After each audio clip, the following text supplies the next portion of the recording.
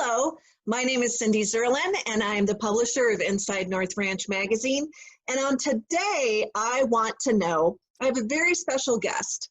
First of all, Kelsey Lichtenstein is a North Ranch resident, and she is also the founder and owner of Aspen Learning Lab.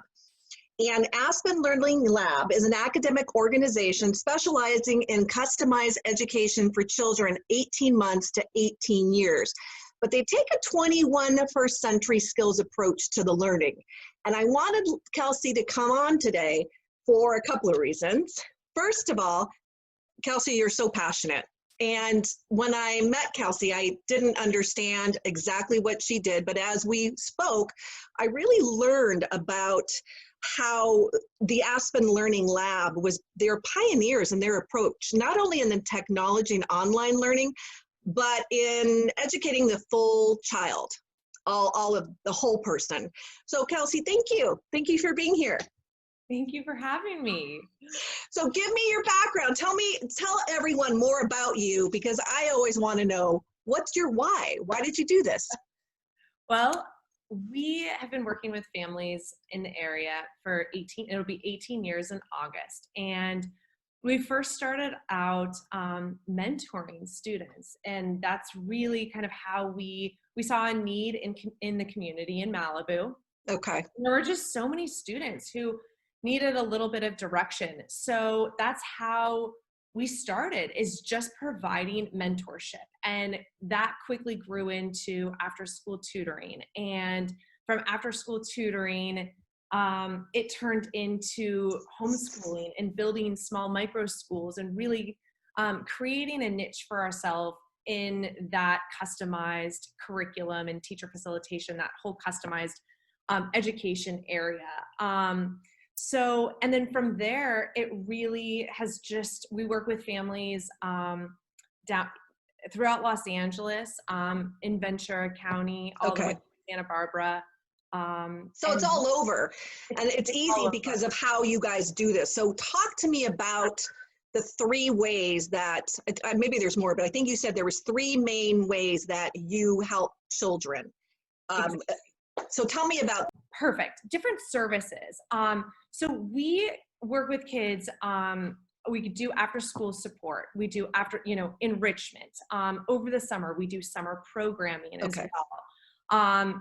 A really, large part of what we do is homeschooling. So we build small micro schools for either one student or a small group of students. And that is completely customized. Now, before we even go on with the customization, let's demystify homeschooling, because I think when I used to hear it, I used to wince and think, I am not going back to school and teaching my kid in the home. So educate, and I'm a great mom, but no. So educate us on what homeschooling is now. What does it mean? I get it. That is, that's so important to kind of really figure out and identify. And so many parents come to me and they say, like, homeschooling, what is that? And I would just say to a parent, think of, a type of education that is outside a traditional brick and mortar classroom. Because with homeschool, we are able to do any type of curriculum, any type of enrichment. It is just outside of the traditional school. Typically it's done in home or at a place designated by a parent. But the parent doesn't have to do it, right? You have educators. The parent does not have to do it. Okay, that's important. Don't have to have any, they'll give us a little input here and there, but they are not teaching. They are not coming up with curriculum. They are not coming up with resources. It really is driven by, well, first the student driven. What is your child? What do they love? What are their interests? We then focus on curriculum, types of curriculum. We look at resources, and then we put together a really comprehensive learning program.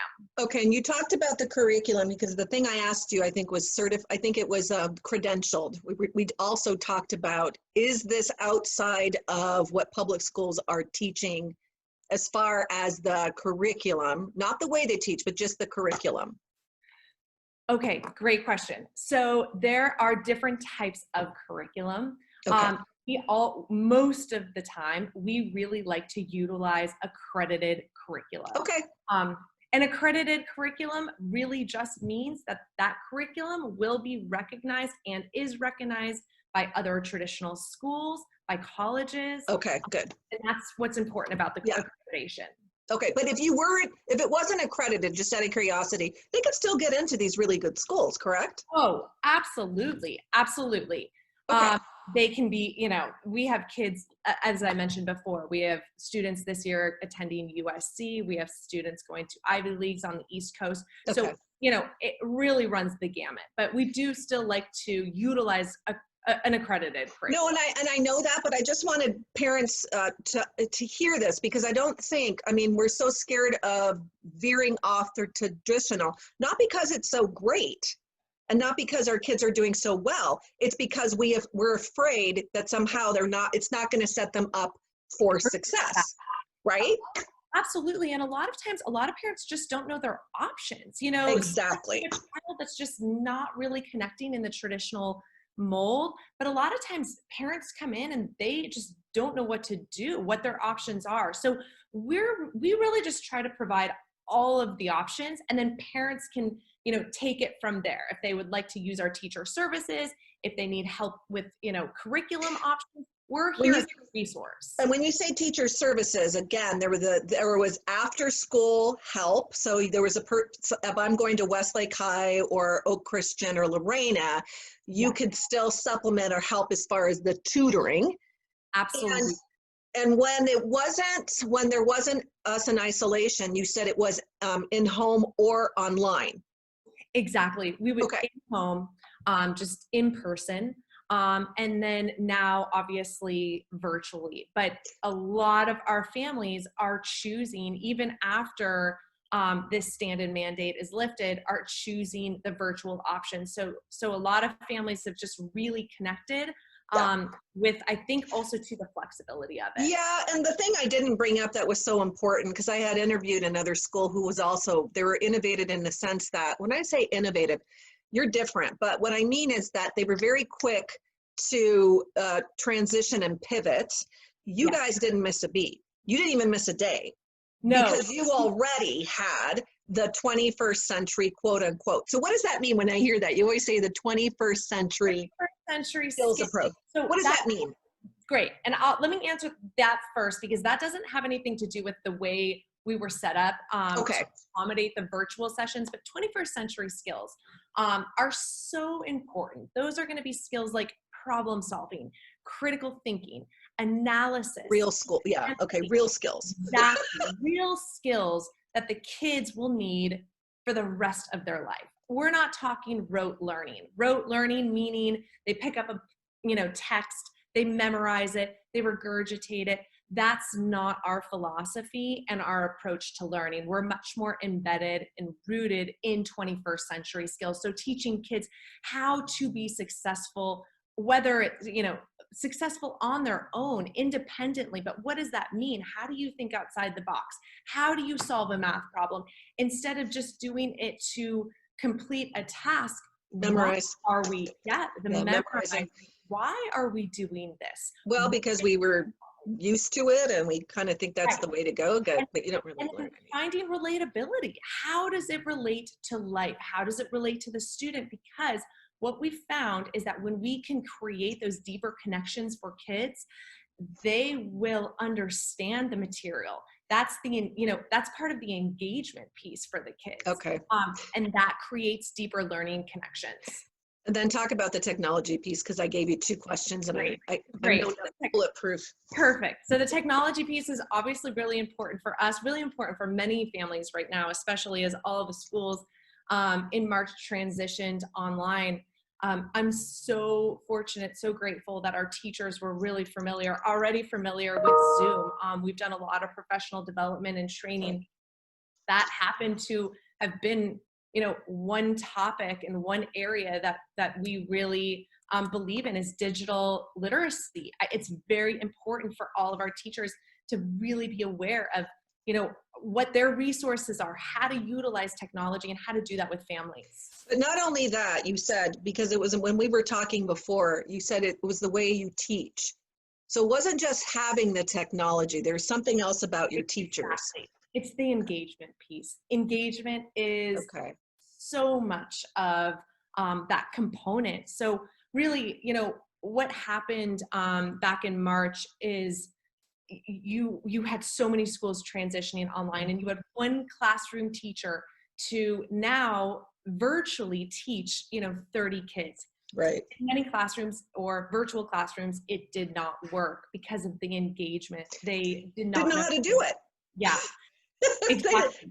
They were never taught to do this, right? And your teachers. Right. They didn't have the professional development. Yeah. I mean, who knew? It's not the teacher's fault. No, I agree. Yeah, in classroom approach. And then you try to take it, that same curriculum, that same content with the same teacher in the same method, and you put it online virtually. It just wasn't a translating. Great position for the teachers or the students, and a lot was missed, you know, of it. So talk to me. You told me about so you said micro school, and you mentioned that was one of the things. So a micro school, what's the definition of a micro school? Very small school. So think of just an in-home, we create them in a parent's home, or again, a designated location.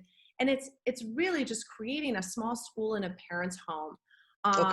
It everything but brick and mortar we do. We do all of the curriculum, all of the programming, enrichment classes, skill building. So it's a very comprehensive program that we build, a comprehensive academic program. But to your point before, also looking at the social and emotional development of the child. Because you can't have one without the other. So this could be 1-on-1 or 1-on-3 or 1 or 4. It just depends, and the cost lowers based on that.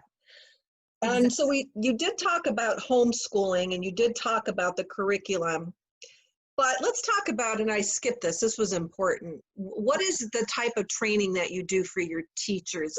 Right. So I would say that all of the teachers at Aspen Learning Lab, they're exceptional at differentiating instruction. So I'll understanding how each child processes information. I was saying before that only 6% of people are print learners. Yeah. Yet in school, in a traditional classroom, most of the day and most of the content is being taught through print. And so I think something that really sets our teachers apart is they understand that only 6% of kids are going to be print learners, which means that 94% of students do not learn that way. So it's very important to understand how each student processes information and talks their language. And so there's a huge creativity factor. Okay. So they have to know, and I know you look for certain things in teachers. I know that you do, because I know you interview quite a few people. I'm sure you're probably in high demand right now, for sure, for the teachers. But talk to me about you had mentioned somebody, you gave me a specific story, and I think that's how it translated to me, about someone who maybe wasn't doing so great in school. Can we talk about that? Because, and this is just one example. We're not saying that if this child has a difficulty learning, because I'm sure you have a lot of children that don't, but they might learn differently. So give me an example of this particular child and what you did and where they were. Great. So, and this is one of many stories that we have, but this one will always stand out to me is I had a teacher working just after school support, working with a student at Malibu High about four years ago. I think we started when he was in 8th grade, beginning of 9th grade, and he wasn't doing well. He was C's and D's, and I couldn't figure out this puzzle. I couldn't figure out with with his teachers at school, what was going on. He wasn't turning in, certain homework, but he was doing it. And about 6 months into it, his parents decided to transition to homeschool. And this probably within a month of him transitioning, I started getting grades back from some of the work that he was submitting through the homeschool program. And they were A's and more A's. And I, called my teachers, and I just didn't understand the situation. And it was interesting because the second we changed the environment and the second we started teaching to the way that he was able to process information and communicate with him in those terms, in those ways, it was the same curriculum. That's what I was going to say, because I want to make sure people knew this. It wasn't easier curriculum. No, I didn't accommodate the curriculum. He did not have any learning challenges. There was no accommodations made on the curriculum, but the grades just went from D's to A's. And he is graduating this year with above a 3.0 grade point average. Ever since he has been in our homeschool program, he's received all A's, maybe one B, and the curriculum was never modified. It was the way it was taught. It was the way it was taught. It was the environment. It was also, it was the approach. And he thrived. He's going to an incredible 4-year university. That makes me happy to hear that. Yeah. And you're smiling. And I wanted you to bring that up because for me, for people to understand, you love this. I love seeing a change. This happens with our elementary school kids. So talk about this, because you said 18 months to 18 years. We have an early childhood education program as well. So we work with kids 18 months to 5 years old. That is really focused on play and skill building. So it is not pick up your pencil, let's write it. Those are specific activities designed around developmental areas for children at that age. They're very age appropriate milestones, that we call them, but it's all through making learning fun. And then we transition into kindergarten through 12th grade. And we have a lot of kids in our elementary. Is this the homeschool or is this tutoring? Is this the micro school we're talking about now? Or We do both. After school, we start in kindergarten, we do after school, we do enrichment, summer programming, and then obviously our homeschool. So, and again, that can be group and individual as well. Okay. All right. And I think that the homeschool differentiation was really important.